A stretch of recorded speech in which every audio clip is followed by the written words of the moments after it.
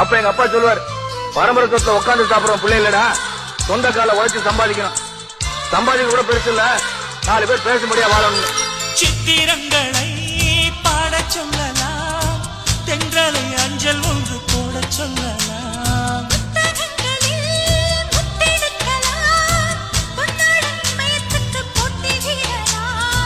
பூமிக்கு பொட்டு வைத்து பார்க்கலாம் பார்க்கலாம், பூவுக்கும் ஆடை தைத்து போடலாமா.